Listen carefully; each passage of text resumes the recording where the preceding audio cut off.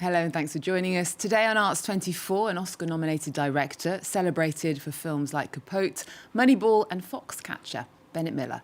The filmmaker is in France as he's venturing into the world of AI-generated art. He's showcasing his new photo prints at Paris's Gagosian gallery. Bennett Miller, thank you so much for joining us. Thank you. It's a pleasure to have you. Now, before we dive into your work, it is Donald Trump's first week in office, and I wanted to get your reaction on this new stage in American politics. Well, I'm a filmmaker and an artist, so take it for what it's worth. It's obviously a moment globally of huge change. To me, it feels, not just because of the election, but that's part of a larger thing. It feels, and has felt for a little bit, for some years, that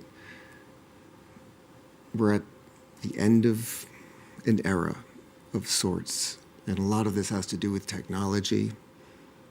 And I think that informs the politics and a lot of what we're seeing. But I don't think anybody knows what the world looks like in 20 years or even 5 years.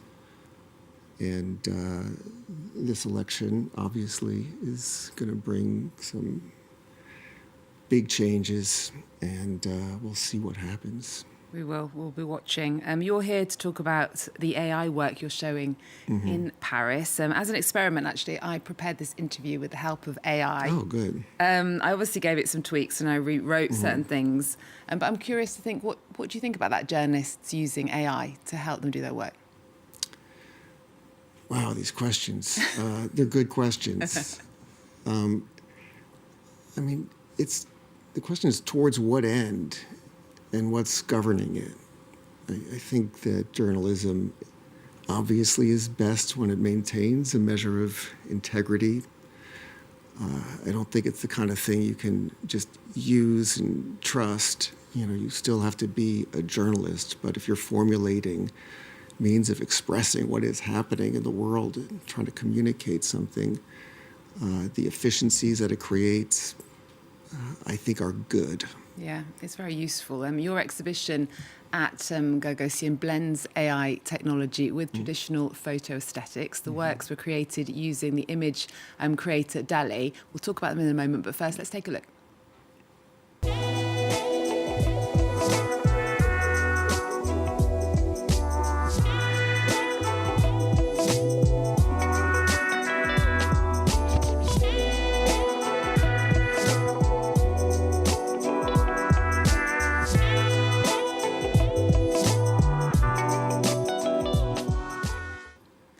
Tell us about the inspiration behind these works. Well, I had been working on a documentary about technology that I began 9 years ago, and it's related to what we were talking about, this feeling that we're at some kind of an inflection point because AI is coming along and because the world's information is networked. That things are moving faster and bigger, and we're changing the landscape of life as we've known it. And along the way, I was given access, very early access, to this technology, which is artificial intelligence. These are models that you could enter text to produce pictures. And then there are other tools that you can use to manipulate those and regenerate and create variations and stuff based on a computer model that... So you actually use words to ask the software what you want? Yeah, well, you prompt it. You prompt it? Yeah, you prompt it. You say, take a whack at this, I don't know, vintage photograph of a dot, dot, dot, dot, dot, dot, dot, and it will produce stuff, and from there you can, just continue this process infinitely. And tell me about, because the images, they evoke nostalgia. They're kind of like a dream from another era, but of course they're entirely new. Why do you want to blend the past and the future like that? I think it just feels like what's happening right now. Like the past comes faster and faster, meaning I really believe this conversation, you and I right now, in a few short years is going to feel more distantly in the past than it might have some years ago. So because my mind was in the fast-moving technology and the changes that came, that I just thought backwards to when this really began, when things started happening so fast and so big that you had to adapt within your lifetime. We just take it as natural, but it's a very new thing that you are born into one world and you grow old in another world. That was not the case not that long ago. So I went back, I used the technology, which is obviously cutting edge and part of the future, to look backwards at when this process began happening.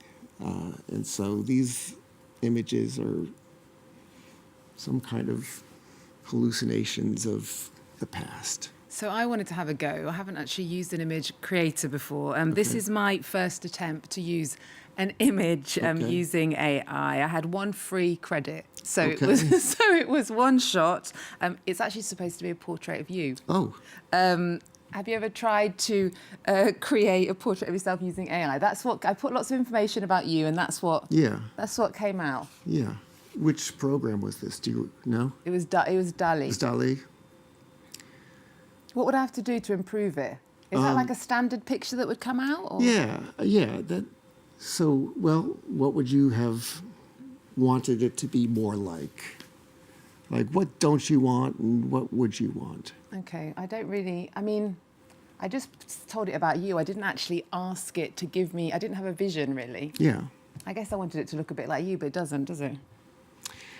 Well, you just have to mess with it. There's no instruction manual. You just need to mess with it and find out what words mean to it, and you'll find your way. Of course, then, Bennett, AI in art has raised so many questions, so many debates. That's all we ever really hear about at the moment, on authorship, originality, ethics. What's your perspective on it as a creative tool, as someone who's using it to create? I mean, I think it is an extraordinary tool. I think it's introduced, a new medium in art, which is a very rare thing also, that a new medium comes along. All of these other questions, moral, ethical questions, I think they've been around for a while. They've been applicable to previous emergence of mediums. Warhol, for example. The laws exist, they'll be looked at, it will be sorted out. Okay. It's sort of... So you're feeling confident about how we're going to manage it?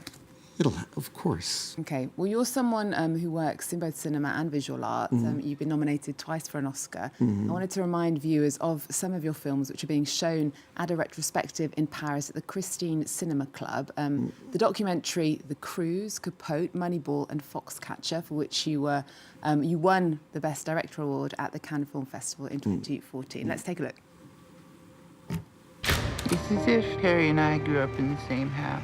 He stood up and went out the back door, while I went out the front. Guilty. What is the sentence? Death. Coach is a father. Coach is a mentor. Coach has great power on an athlete's life. It's not that hard, Scott. Tell him, Wash. It's incredibly hard. He can't throw. But what can he do? You want me to speak? We're not pointing you yet. He gets on base.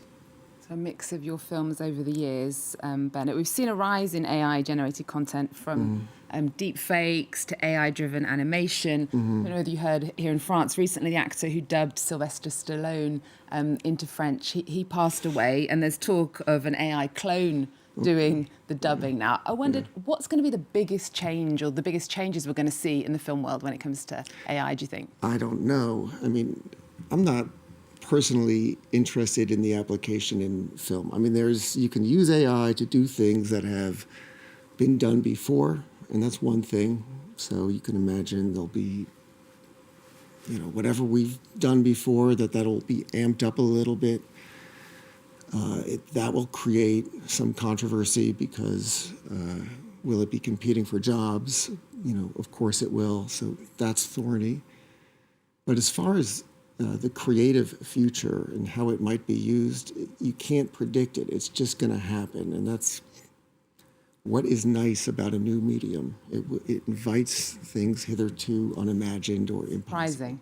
It's going to surprise us. You mentioned earlier you had been working on a documentary that dives into the topic of AI and its impact on humanity. You'd spoken to some of the leaders of our time and technology, including Sam Altman, the Dalai Lama, Reid Hoffman. I was wondering, is that what you're still working on now at the moment? Well, I've had to hit pause on that.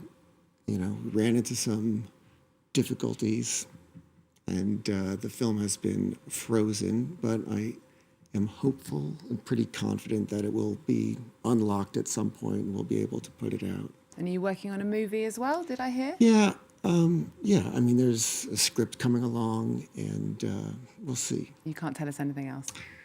I mean, no. Okay. Bennett Miller, thank you so much. It's been a pleasure. Thank you so much. It's been a pleasure. Your exhibition is on at the Gagosian Gallery in Paris until the 22nd of February, and the retrospective is on at the Christine Cinema Club in Paris. We're going to leave you now with an exhibition at Paris's Grand Palais called Pixels.